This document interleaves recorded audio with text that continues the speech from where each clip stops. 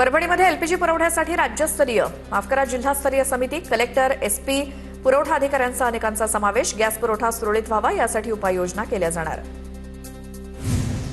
ठाण्याच्या मुरबाडमध्ये घरगुती gas cylinder घेण्यासाठी नागरिकांची गर्दी. गॅस पुरवठ्यातील विलंब होत असल्याच्या भीतीपोटी नागरिकांनी गॅस एजन्सी बाहेर रांगा लावल्या.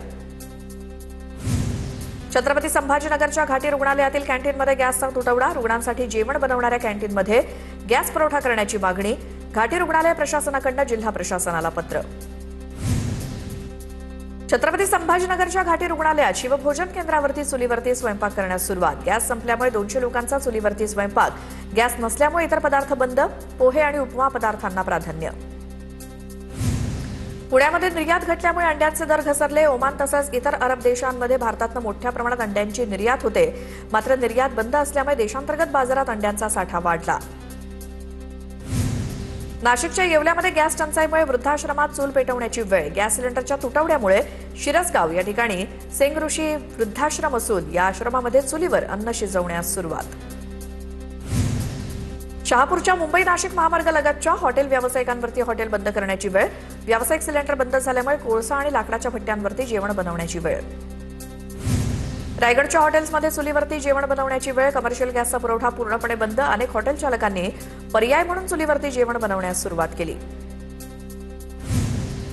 जळगावच्या कुसुंबा इथल्या बाफना गोशाळेमध्ये 2000 गायींच्या शेणापासून गोबर गॅस आणि विजेची निर्मिती.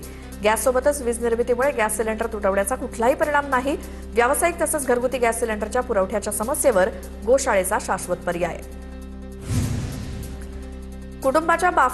कुसुमच्या बाफना गोशाळेमध्ये 2200 गायींच्या शेणापासून दररोज 225 घनमीटर गोबर गॅसची निर्मिती. अशा गोबर गॅस प्रकल्पांना प्रोत्साहन देण्याची मागणी. सांगलीमध्ये गॅस अभावी एमआयडीसी मधील कास्टिंग आणि फॅब्रिकेशन कारखान्यातील उत्पादन ठप्प. आखाती देशातील युद्धाचा परिणाम लघु उद्योगांवरती झालाय. अनेकांचे रोजगार जाण्याची शक्यता. आखाती देशांमधील युद्धाच्या झळा बुलढाण्यापर्यंत. खामगावमधील एमआयडीसीमध्ये गॅस टंचाईमुळे बिस्किट उत्पादन ठप्प. कंपनीतील 500 कामगारांच्या रोजगाराचा प्रश्न ऐरणीवर. कंपनीवर आर्थिक संकटाची टांगती तलवार. पिंपरी चिंचवडमधील हॉटेल व्यावसायिकांना आखाती युद्धाचा फटका. गॅस उपलब्ध नसल्यामुळे काही हॉटेल चालकांनी थेट चुलीवरती जेवण बनवलं. मर्यादेमुळे स्टार्टर आणि चायनीज पदार्थ मेनूमधून वगळले. रत्नागिरीत गॅस एजन्सी बाहेर आज ग्राहकांच्या पुन्हा रांगा. घरगुती एलपीजी गॅस सिलेंडर नोंदवण्यासाठी ग्राहकांच्या रांगा. गॅस एजन्सीच्या बाहेर जवळपास 50 ते 60 ग्राहक एलपीजी सिलेंडर मिळवण्यासाठी रांगेत उभे. गॅस तुटवड्यावरती मात करत जालन्यातील पायदळ पालखी पोहोचली शेगावात. 1500 वारकरी 4 दिवसांचा 105 किलोमीटरचा प्रवास करत शेगावात पोहोचले. गॅस संपल्यावरती 1500 वारकऱ्यांचा लाकडी इंधनावरती स्वयंपाक. राज्यातील पहिल्या आणि देशातील दुसऱ्या कामाख्यादेवी मंदिराची प्रतिष्ठापना होणार. निफाड तालुक्यातील धारणगाव खडक इथे मंदिर उभारलं. 21 ते 27 मार्च दरम्यान प्राणप्रतिष्ठा सोहळा. 111 खांबांवरती उभारलेलं भव्य मंदिर. भिवंडीतील मराठेपाडा इथे उभारण्यात आलेल्या छत्रपती शिवाजी महाराज मंदिराला तीर्थक्षेत्र ब दर्जा मंजूर. शासनाच्या निर्णयामुळे पर्यटनासोबतच व्यवसायाला मोठी चालना मिळणार. सप्तशृंगी देवी ट्रस्ट विश्वस्त निवडीला स्थगिती. उच्च न्यायालयाच्या ईमेल नंतर जिल्हा न्यायालयाचे आदेश. अपात्र उमेदवारांनी केलेल्या तक्रारींची दखल घेत उच्च न्यायालयाकडून स्थगितीचे आदेश. साताऱ्याच्या जावळीमध्ये मुसळधार पावसासह गारांचा पाऊस. पावसामुळे काढणीस आलेल्या ज्वारी, गहू, हरभरा पिकांचं नुकसान. प्रशासनानं तत्काळ पंचनामे करून नुकसान भरपाई देण्याची मागणी. जालना जिल्ह्यामध्ये 17 ते 20 मार्च दरम्यान अवकाळी पावसासह गारपिटीचा इशारा. रब्बी हंगामात काढणीला आलेल्या पिकांमुळे शेतकऱ्यांची चिंता वाढली. कृषी विभागाकडून जिल्ह्यातील शेतकऱ्यांना खबरदारीच्या सूचना. जळगावमध्ये उष्णता वाढल्यामुळे कैरी उत्पादकांना फटका बसण्याची स्थिती. आंब्यावरती आलेला मोहोर गळून पडत असल्याचं समोर.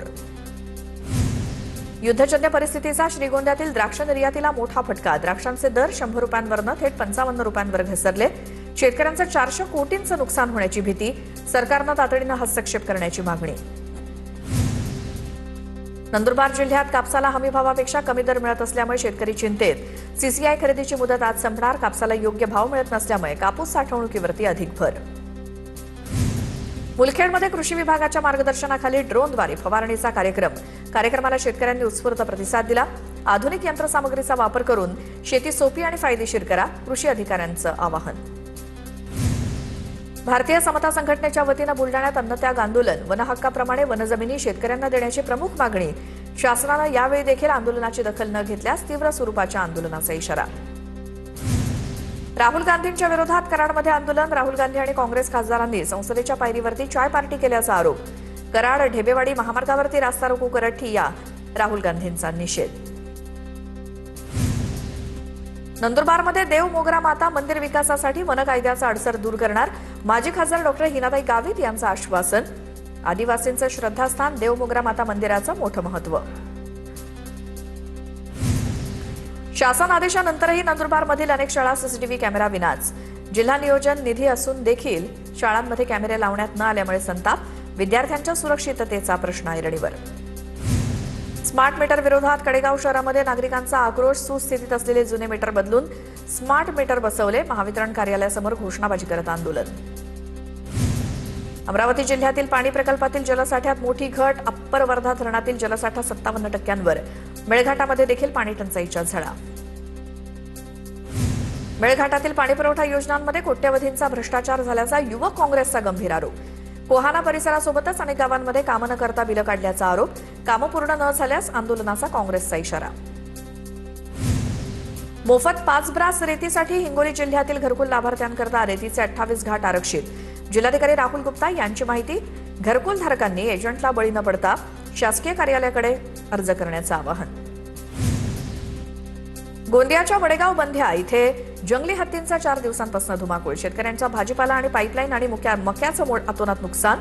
ड्रोनद्वारे हत्तीच्या कळपावरती वनविभागाकडनं नजर. पुणे महापालिकेचं मिशन अन्नदा. भटक्या श्वानांना जेवण देण्यासाठी महापालिकेकडनं 1 कोटींची तरतूद. 5 परिमंडळांतर्गत भटक्या श्वानांसाठी फिडिंग पॉइंट निश्चित केले जाणार.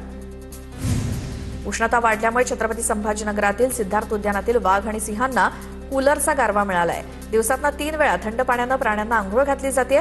उद्यानातील कर्मचारी 37 वर्षांपासून ही सेवा बजावत आहेत. छत्रपती संभाजीनगरमध्ये उन्हाच्या तीव्रतेमुळे सोमवारपासून शाळांच्या वेळेत बदल. सकाळी 9:30 ते 4 वाजेपर्यंत भरणाऱ्या शाळा सकाळी 7 ते दुपारी 12:30 पर्यंत करण्याचा निर्णय. अकोल्यात 2314 उमेदवारांनी दिली पोलीस भरतीची लेखी परीक्षा. सन 2024-25 मधील 161 रिक्त पदांसाठी भरती घेण्यात आली. पुढील टप्प्यात या परीक्षेचा निकाल जाहीर करण्यात येणार. जालना जिल्ह्यातील 156 पोलीस शिपाई पदाच्या जागेसाठी आज लेखी परीक्षा. 156 जागेसाठी 1958 उमेदवार. रावेर नगरपालिकेचा करवाढ टाळून 121 कोटींचा अर्थसंकल्प मंजूर. मुख्याधिकारी अविनाश गांगोडे यांनी विशेष अर्थसंकल्पीय बैठकीत प्रस्ताव सादर केला. नगराध्यक्षा संगीता भास्कर महाजन यांच्या अध्यक्षतेखालील बैठकीत अर्थसंकल्पास मंजुरी. बीडच्या पिंपळनेरमध्ये फॉरेन्सिक टीमकडनं पाहणी. एका अल्पवयीन विवाहित तरुणीला मध्यरात्री घरातनं जबरदस्तीनं उचलून नेऊन अत्याचार. पीडितेच्या घरापासून नदीपात्र ते गावातील चावडीपर्यंत फॉरेन्सिक टीमकडनं पाहणी. बीडच्या परळीमध्ये आणखी एक अत्याचाराची घटना घडली. हातपाय बांधून मुलीवरती दोघांकडनं अत्याचार. अत्याचाराची घटना मुलीनं घरच्यांना सांगितल्यामुळे आरोपींकडनं कुटुंबियांना धमकी. दोन्ही नराधमांविरोधात परळी ग्रामीण पोलीस ठाण्यात गुन्हा दाखल. पुण्यात वैष्णवी जामकर या विवाहितेची आत्महत्या. लोणीकंद परिसरातील घटना. सासरच्या जाचाला कंटाळून आत्महत्या केल्याचा आरोप. 8 महिन्यांपूर्वीच झालं होतं वैष्णवीचं लग्न. सासू सासऱ्यांसह पतीविरोधात गुन्हा दाखल. इगतपुरी इथल्या 16 वर्षीय तरुणाच्या नगर परिषदेच्या तलावामध्ये पडून मृत्यू. तर कार्तिक परदेशी असं मृत तरुणाचं नाव. तलावाच्या खोलीचा अंदाज न आल्यामुळे बुडून मृत्यू झालाय. पुण्यामध्ये प्रेम प्रकरणातनं तरुणाची हत्या. मुलीच्या कुटुंबियांनी केलेल्या जबर मारहाणीत मुलाचा मृत्यू. मृत मुलाच्या आईचा आरोप. नागेश जाधव असं मृत मुलाचं नाव. मुलीच्या मोबाईलवरनं मेसेज करून नातेवाईकांनी मुलाला बोलावून मारलं. 10 जणांवरती गुन्हा दाखल. लातूर जिल्ह्यातल्या जळकोट इथे अवैध वाळू वाहतूक करणाऱ्या 2 टिप्परवरती कारवाई. चालक आणि मालकांवरती गुन्हा दाखल. 50 लाख रुपये किमतीचा मुद्देमाल जप्त. नैराश्यात असलेल्या एका सुरक्षा रक्षकानं रस्त्यावरून जाणाऱ्या दोघांची हत्या केली. पनवेलमधील तळोजा परिसरातली धक्कादायक घटना. तळोजा पोलिसांनी तुहीन घोष या 33 वर्षीय आरोपीला ठोकल्या बेड्या.